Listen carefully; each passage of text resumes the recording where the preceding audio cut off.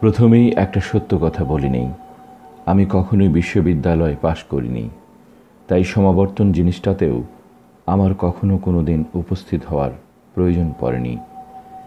এর চেয়ে বড় সত্য কথা হলো, আজকেই কোনো বিশ্ববিদ্যালয়ের সমাবর্তন অনুষ্ঠান সবচেয়ে কাছ থেকে দেখছি আমি। তাই বিশ্বের অন্যতম সেরা বিশ্ববিদ্যালয়ের এই সমাবর্তন অনুষ্ঠানে উপস্থিত থাকতে পেরে নিজেকে অত্যন্ত সম্মানিত বোধ করছি। কোনো কথার ফুলঝুরি নয়, আজ স্রেফ 3টা গল্প বলবো আমি তোমাদের, এর বাইরে কিছু নয়। আমার প্রথম গল্পটি কিছু বিচ্ছিন্ন বিন্দুকে এক সুতোয় বেঁধে ফেলার গল্প। ভর্তি হওয়ার 6 মাসের মাথাতেই রিড কলেজে পড়ালেখায় ক্ষান্ত দেই আমি। যদিও এরপরও সেখানে আমি প্রায় 1.5 বছর ছিলাম, কিন্তু সেটাকে পড়ালেখা নিয়ে থাকা বলে না। আচ্ছা, কেন আমি বিশ্ববিদ্যালয় ছাড়লাম? এর শুরু আসলে আমার জন্মেরও আগে। আমার আসল মা ছিলেন একজন অবিবাহিত তরুণ। তিনি তখন বিশ্ববিদ্যালয়ে পড়ছেন।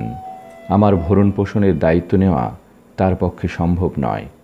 তিনি সিদ্ধান্ত নিয়েছিলেন আমাকে এমন কারো কাছে দত্তক দেবেন যাদের বিশ্ববিদ্যালয়ের ডিগ্রি আছে। সিদ্ধান্ত হলো এক আইনজীবী ও তার স্ত্রী আমাকে দত্তক নেবেন।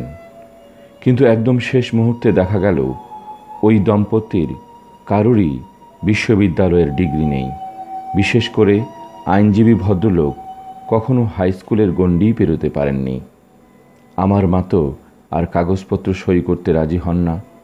অনেক ঘটনার পর ওই দম্পতি প্রতিজ্ঞা করলেন তারা আমাকে অবশ্যই বিশ্ববিদ্যালয়ে পড়াবেন। তখন মায়ের মন একটু গলল। তিনি কাগজে সই করে আমাকে তাদের হাতে তুলে দিলেন। এর 17 বছর পরের ঘটনা। তারা আমাকে সত্যি সত্যি বিশ্ববিদ্যালয়ে ভর্তি করিয়েছিলেন, কিন্তু আমি বোকার মতো বেছে নিয়েছিলাম এমন এক বিশ্ববিদ্যালয় যার পড়ালেখার খরচ প্রায় তোমাদের এই স্ট্যানফোর্ডের সমান। আমার দরিদ্র মা বাবার সব জমানো টাকা আমার পড়ালেখার পেছনে চলে যাচ্ছিল। 6 মাসের মাথাতেই আমি বুঝলাম এর কোনো মানে হয় না। জীবনে কি করতে চাই সে ব্যাপারে আমার কোনো ধারণা নেই, এবং বিশ্ববিদ্যালয়ের পড়ালেখা এ ব্যাপারে কিভাবে সাহায্য করবে সেটাও বুঝতে পারছিলাম না। অথচ মা বাবার সারা জীবনের জমানো সব টাকা এই অর্থহীন পড়ালেখার পেছনে আমি ব্যয় করেছিলাম।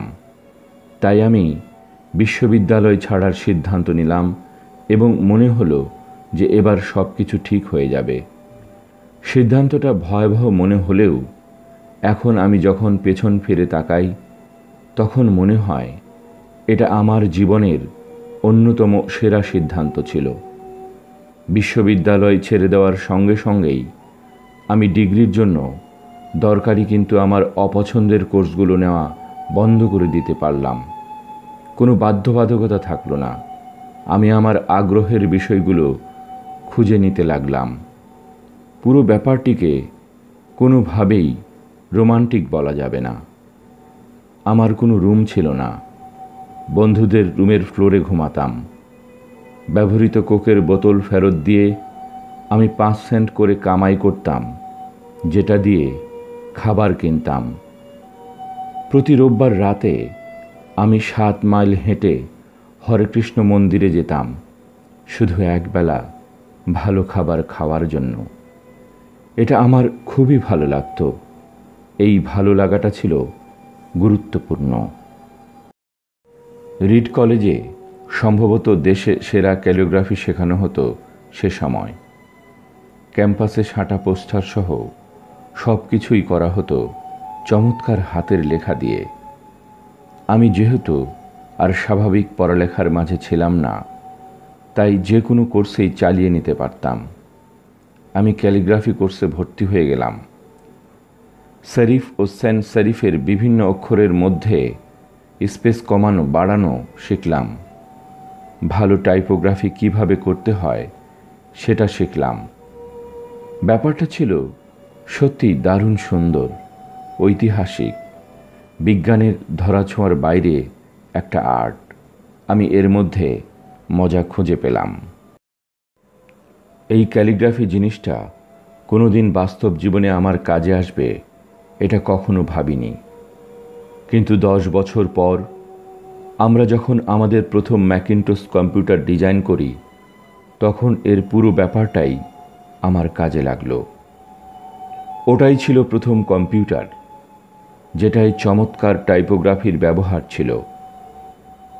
আমি যদি সেই ক্যালিগ্রাফি কোর্সটা না নিতাম, তাহলে ম্যাক কম্পিউটারে কখনো নানা রকম অক্ষর এবং আনুপাতিক দূরত্বের অক্ষর থাকতো না। আর যেহেতু উইন্ডোজ ম্যাকের এই ফন্ট সরাসরি নকল করেছে, তাই বলা যায় কোনো কম্পিউটারেই এ ধরনের ফন্ট থাকতো না। আমি যদি বিশ্ববিদ্যালয়ে না ছাড়তাম, তাহলে আমি কখনোই ওই ক্যালিগ্রাফি কোর্সে ভর্তি হতাম না এবং কম্পিউটারে হয়তো কখনো এত সুন্দর ফন্ট থাকতো না।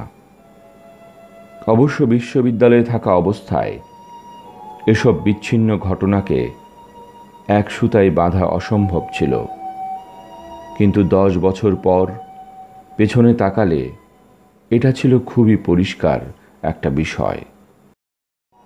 আবার তুমি কখনোই ভবিষ্যতের দিকে তাকিয়ে বিচ্ছিন্ন ঘটনাগুলোকে এক সুতোয় বাঁধতে পারবে না। এটা কেবল পিছনে তাকিয়েই সম্ভব। অতএব তোমাকে বিশ্বাস করতেই হবে বিচ্ছিন্ন ঘটনাগুলো একসময় ভবিষ্যতে গিয়ে একটা অর্থবহ জিনিসে পরিণত হবেই। তোমার ভাগ্য, জীবন, কর্ম, কিছু না কিছু একটার উপর তোমাকে বিশ্বাস রাখতেই হবে। এটা কখনোই আমাকে ব্যর্থ করেনি, বরং উল্টোটা করেছে। আমার দ্বিতীয় গল্পটি ভালোবাসা আর হারানোর গল্প। আমি খুব ভাগ্যবান ছিলাম, কারণ জীবনের শুরুতেই আমি যা করতে ভালোবাসি তা খুঁজে পেয়েছিলাম। আমার বয়স যখন 20, তখন আমি আর ওজ দুজনে মিলে আমাদের বাড়ির গ্যারেজে অ্যাপল কোম্পানি শুরু করেছিলাম। আমরা পরিশ্রম করেছিলাম ফাটাফাটি, তাই তো দুজনের সেই কোম্পানি 10 বছরের মাথায় 4000 কর্মচারীর $2 বিলিয়ন কোম্পানিতে পরিণত হয়। আমার বয়স যখন 30, তখন আমরা আমাদের সেরা কম্পিউটার ম্যাকিনটশ বাজারে ছেড়েছি। এর ঠিক 1 বছর পরের ঘটনা। আমি অ্যাপল থেকে চাকরিচ্যুত হই। যে কোম্পানির মালিক তুমি নিজে, সেই কোম্পানি থেকে কিভাবে তোমার চাকরি চলে যায়? মজার হলেও আমার ক্ষেত্রে সেটা ঘটেছিল। প্রতিষ্ঠান হিসেবে অ্যাপল যখন বড় হতে লাগলো, তখন কোম্পানিটি ভালোভাবে চালানোর জন্য এমন একজনকে নিয়োগ দিলাম যে আমার সঙ্গে কাজ করবে। 1 বছর ঠিকঠাক মতো কাটলেও এরপর থেকে তার সঙ্গে আমার মতের অমিল হতে শুরু করলো। প্রতিষ্ঠানের পরিচালনা পর্ষদ তার পক্ষ নিলে আমি অ্যাপল থেকে বহিষ্কৃত হলাম, এবং সেটা ছিল খুব ঢাকঢোল পিটিয়েই। তোমরা বুঝতেই পারছো ঘটনাটা আমার জন্য কেমন হতাশার ছিল। আমি সারা জীবন যে জিনিসটার পেছনে খেটেছি, সেটাই আর আমার রইল না। সত্যিই এর পরের কয়েক মাস আমি দিশেহারা অবস্থায় ছিলাম। আমি ডেভিড প্যাকার্ড ও বব নয়েসের সঙ্গে দেখা করে পুরো ব্যাপারটার জন্য ক্ষমা চাইলাম। আমাকে তখন সবাই চিনত, তাই এই চাপ আমি আর নিতে পারছিলাম না। মনে হতো ভ্যালি ছেড়ে পালিয়ে যাই। কিন্তু সেই সঙ্গে আরেকটা জিনিস আমি বুঝতে পারলাম, আমি যা করছিলাম সেটাই আমি সবচেয়ে বেশি ভালোবাসি। চাকরিচ্যুতির কারণে কাজের প্রতি আমার ভালোবাসা এক বিন্দু কমেনি। তাই আমি আবার একেবারে গোড়া থেকে শুরু করার সিদ্ধান্ত নিলাম। প্রথমে মনে না হলেও পরে আবিষ্কার করলাম, অ্যাপল থেকে চাকরিচ্যুতিটা ছিল আমার জীবনের সবচেয়ে ভালো ঘটনা। আমি অনেকটা নির্ভয় হয়ে গেলাম। কোনো চাপ নেই, সফল হওয়ার জন্য বাড়াবাড়ি রকমের কৌশল নিয়ে ভাবার অবকাশ নেই। আমি প্রবেশ করলাম আমার জীবনের সবচেয়ে সৃজনশীল অংশে। পরবর্তী 5 বছরে নেক্সট ও পিকজারের নামের দুটো কোম্পানি শুরু করি আমি, আর প্রেমে পড়ি এক অসাধারণ মেয়ের, যাকে পরে বিয়ে করি। পিকজার থেকে আমরা পৃথিবীর প্রথম কম্পিউটার অ্যানিমেশন ছবি টয় স্টোরি তৈরি করি, আর এখন তো পিকজারকে সবাই চেনে, পৃথিবীর সবচেয়ে সফল অ্যানিমেশন স্টুডিও। এরপর ঘটে কিছু চমৎকার ঘটনা। অ্যাপল নেক্সটকে কিনে নেয় এবং আমি অ্যাপলে ফিরে আসি, আর লরেনের সঙ্গে চলতে থাকে আমার চমৎকার সংসার জীবন। আমি মোটামুটি নিশ্চিত এগুলোর কিছুই ঘটত না যদি না অ্যাপল থেকে আমি চাকরিচ্যুত হতাম। এটা ছিল খুব বাজে তেতো একটা ওষুধ আমার জন্য, কিন্তু দরকারি। কখনো কখনো জীবন তোমাকে ইটপাটকেল মারবে, কিন্তু বিশ্বাস হারিও না। আমি নিশ্চিত যে জিনিসটা আমাকে সামনে এগিয়ে নিয়ে গিয়েছিল সেটা হচ্ছে আমি যে কাজটি করছিলাম সেটাকে আমি অনেক ভালোবাসতাম। তোমাকে অবশ্যই তোমার ভালোবাসার কাজটি খুঁজে পেতে হবে, ঠিক যেভাবে তুমি তোমার ভালোবাসার মানুষটিকে খুঁজে বের করো। তোমার জীবনের একটা বিরাট অংশ জুড়ে থাকবে তোমার কাজ। তাই জীবন নিয়ে সত্যিকারের সন্তুষ্ট হওয়ার একমাত্র উপায় হচ্ছে এমন কাজ করা যে কাজ সম্পর্কে তোমার ধারণা এটা একটা অসাধারণ কাজ। আর কোনো কাজ তখনই অসাধারণ মনে হবে যখন তুমি তোমার কাজটিকে ভালোবাসবে। যদি এখনও তোমার ভালোবাসার কাজ খুঁজে না পাও, তাহলে খুঁজতে থাকো, অন্য কোথাও স্থায়ী হয়ে যেও না। তোমার মনই তোমাকে বলে দেবে যখন তুমি তোমার ভালোবাসার কাজটি খুঁজে পাবে। যে কোনো ভালো সম্পর্কের মতোই তোমার কাজটি যতই তুমি করতে থাকবে, সময় যাবে ততই ভালো লাগবে। সুতরাং খুঁজতে থাকো যতক্ষণ না ভালোবাসার কাজটি পাচ্ছ। অন্য কোনোখানে নিজেকে স্থায়ী করে ফেলো না। আমার শেষ গল্পটির বিষয় মৃত্যু। আমার বয়স যখন 17 ছিল তখন আমি একটা উদ্ধৃতি পড়েছিলাম, তুমি যদি প্রতিটি দিনকেই তোমার জীবনের শেষ দিন ভাবো, তাহলে একদিন তুমি সত্যি সত্যি সঠিক হবে।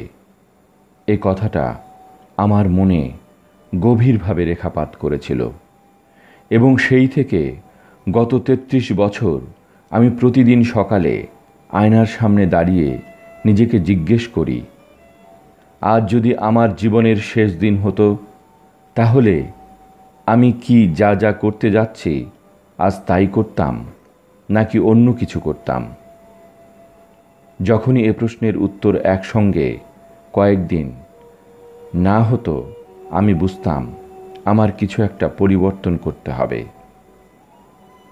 পৃথিবী ছেড়ে আমাকে একদিন চলে যেতে হবে, এই জিনিসটা মাথায় রাখার ব্যাপারটাই জীবনে আমাকে বড় বড় সব সিদ্ধান্ত নিতে সবচেয়ে বেশি সাহায্য করেছে।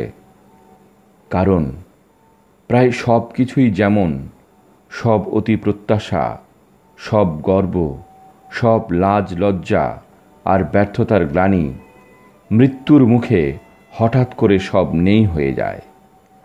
টিকে থাকে শুধু সেটাই যা সত্যিই গুরুত্বপূর্ণ। তোমার কিছু হারানোর আছে, আমার জানা মতে এ চিন্তা দূর করার সবচেয়ে সহজ উপায় হচ্ছে সব সময় মনে রাখা যে একদিন তুমি মরে যাবে। তুমি খোলা বইয়ের মতো উন্মুক্ত হয়েই আছো, তাহলে কেন তুমি সেই পথে যাবে না যে পথে তোমার মন যেতে বলছে তোমাকে। প্রায় 1 বছর আগের এক সকালে আমার ক্যান্সার ধরা পড়ে। ডাক্তারদের ভাষ্য মতে এর থেকে মুক্তির কোনো উপায় নেই আমার। প্রায় নিশ্চিতভাবে অনারোগ্য এই ক্যান্সারের কারণে তারা আমার আয়ু বেঁধে দিলেন 3 থেকে 6 মাস। উপদেশ দিলেন বাসায় ফিরে যেতে, যেটার সোজাসাপটা মানে দাঁড়ায় বাসায় গিয়ে মৃত্যুর জন্য প্রস্তুত হও। এমনভাবে জিনিসটাকে ম্যানেজ করো যাতে পরিবারের সবার জন্য বিষয়টা যথাসম্ভব কম বেদনাদায়ক হয়। সারাদিন পর সন্ধ্যায় আমার একটা বায়োপসি হলো। তারা আমাকে গলার ভেতর দিয়ে একটা এন্ডোস্কোপ নামিয়ে দিয়ে পেটের ভেতর দিয়ে গিয়ে টিউমার থেকে সুই দিয়ে কিছু কোষ নিয়ে এলেন। আমাকে অজ্ঞান করে রেখেছিলেন, তাই কিছুই দেখিনি। কিন্তু আমার স্ত্রী পরে আমাকে বলেছিল, চিকিৎসকেরা যখন এন্ডোস্কোপি থেকে পাওয়া কোষগুলো মাইক্রোস্কোপের নিচে রেখে পরীক্ষা করা শুরু করলেন, তখন তারা কাঁদতে শুরু করেছিলেন। কারণ আমার ক্যান্সার এখন যে অবস্থায় আছে তা সার্জারির মাধ্যমে চিকিৎসা সম্ভব। আমার সেই সার্জারি হয়েছিল এবং দেখতে পাচ্ছ এখন আমি সুস্থ। কেউই মরতে চায় না, এমনকি যারা স্বর্গে যেতে চায় তারাও সেখানে যাওয়ার জন্য তাড়াতাড়ি মরতে চায় না। কিন্তু মৃত্যুই আমাদের গন্তব্য। এখন পর্যন্ত কেউ এটা থেকে বাঁচতে পারেনি।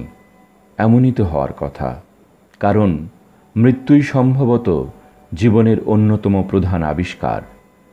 এটা জীবনের পরিবর্তনের এজেন্ট। মৃত্যু পুরনোকে ঝেড়ে ফেলে, নতুন শিশুর জন্য জায়গা করে দেয়। এই মুহূর্তে তোমরা হচ্ছ নতুন, কিন্তু খুব বেশি দিন দূরে নয় যেদিন তোমরা পুরনো হয়ে যাবে এবং তোমাদের ঝেড়ে ফেলে দেওয়া হবে। আমার অতি নাটুকেপনার জন্য দুঃখিত, কিন্তু এটাই আসল সত্য। তোমাদের সময় সীমিত, কাজেই কোনো মতবাদের ফাঁদে পড়ে, অর্থাৎ অন্য কারো চিন্তাভাবনার ফাঁদে পড়ে অন্য কারো জীবন যাপন করে নিজের সময় নষ্ট করো না। যাদের মতবাদে তুমি নিজের জীবন চালাতে চাচ্ছ তারা কিন্তু অন্যের মতবাদে চলেনি, নিজের মতবাদেই চলেছে। তোমার নিজের ভেতরের কণ্ঠকে অন্যদের শেকলে শৃঙ্খলিত করো না। আর সবচেয়ে গুরুত্বপূর্ণ কথা হলো, নিজের মন আর ইনটিউশনের মাধ্যমে নিজেকে চালানোর সাহস রাখবে। ওরা যেভাবেই হোক এরই মধ্যে জেনে ফেলেছে তুমি আসলে কি হতে চাও। এছাড়া আর যা বাকি থাকে সবই খুব গৌণ ব্যাপার। আমি যখন তরুণ ছিলাম তখন দি হোল আর্থ ক্যাটালগ নামের অসাধারণ একটা পত্রিকা প্রকাশিত হতো, যেটা কিনা ছিল আমাদের প্রজন্মের বাইবেল। এটা বের করতেন স্টুয়ার্ট ব্র্যান্ড নামের এক ভদ্রলোক। তিনি তার কবিত্ব দিয়ে পত্রিকাটিকে জীবন্ত করে তুলেছিলেন। স্টুয়ার্ট ও তার টিম পত্রিকাটির অনেক সংখ্যা বের করেছিলেন। 70-এর দশকের মাঝামাঝি সময়ে আমার বয়স যখন ঠিক তোমাদের বয়সের কাছাকাছি, তখন পত্রিকাটির শেষ সংখ্যা প্রকাশিত হয়। বিদায়ী সেই সংখ্যায় শেষ পাতায় ছিল একটা ভোরের ছবি।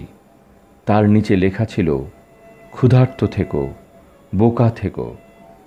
এটা ছিল তাদের বিদায়কালের বার্তা। ক্ষুধার্ত থেকো, বোকা থেকো। এবং আমি নিজেও সব সময় এটা মেনে চলার চেষ্টা করেছি। আজ তোমরা যখন বিশ্ববিদ্যালয়ের গণ্ডি ছেড়ে আরও বড় নতুন একটা জীবনে প্রবেশ করতে যাচ্ছ, আমি তোমাদেরও এটা মেনে চলার আহ্বান জানাচ্ছি। ক্ষুধার্ত থেকো, বোকা থেকো। আপনাদের সবাইকে অনেক অনেক ধন্যবাদ।